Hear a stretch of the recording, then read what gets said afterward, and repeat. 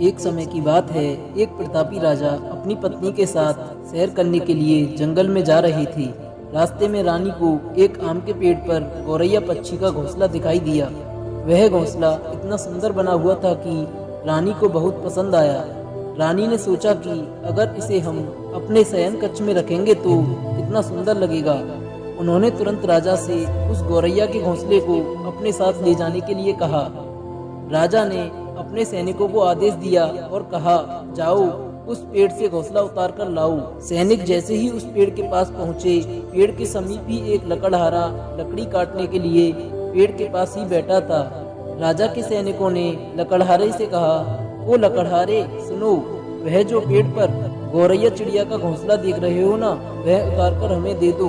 हमारी महारानी को वह बहुत पसंद आया है। यह सुनकर लकड़हारे ने सैनिकों को घोंसला देने से इनकार कर दिया। उसने कहा, महाशय उस पेड़ के शाख पर घोंसला है, इसलिए मैं कई दिनों से इंतजार कर रहा हूँ कि जब उस घोंसले में से चिड़िया के बच्चे उड़ने लायक हो जाएंगे तब मैं उसको काट लूँगा।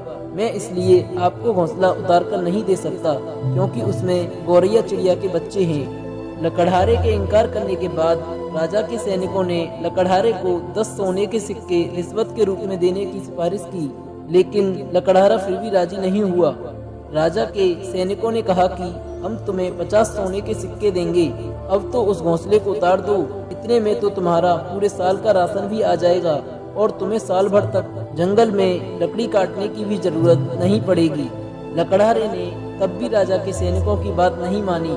अब राजा के सैनिकों ने उसे धमकी दी कि देखो, अगर तुम हमें घोंसला उतार कर नहीं दोगे तो महारानी की आज्ञा नहीं मानने के जुर्म में तुम्हें हम राजकीय कारागार में बंद कर देंगे। लकड़हारा पूरी तरह से डर गया और वह राजा और रानी के रथ के पास पहुंचा और उन्हें कहा कि महाराज, आप उस गौरैया के घोंसले को मत उजाड़िए। उसमें गौरैया के छोटे छोटे बच्चे हैं। गौरैया अपने भोजन की तलाश में कहीं बाहर गई हुई है। जब वह वापस आएगी तो अगर उसके बच्चे नहीं दिखेंगे तो वह बहुत ही दुखी होगी और इसका पाप मैं नहीं ले सकता। राजा लकड़हारे की बात सुनकर बहुत ही प्रसन्न हुआ और लकड़हारे को आदेश दिया कि आज के बाद तुम लकड़ी नहीं काटोगे। कल तुम दरबार में आकर मुझसे मिलना।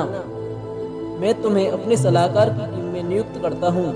तो दोस्तों, इस कहानी का सार यही है कि हमें जितना भी कोई लालच क्यों न दे, हमें गलत काम करने से पहले अपने आप को खुद ही रोकना है।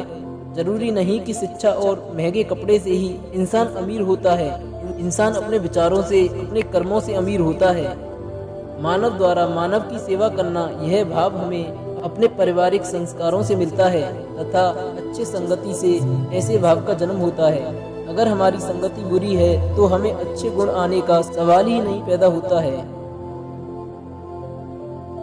ऐसी ही अच्छी अच्छी कहानियाँ सुनने के लिए हमारे चैनल को सब्सक्राइब करें। धन्यवाद।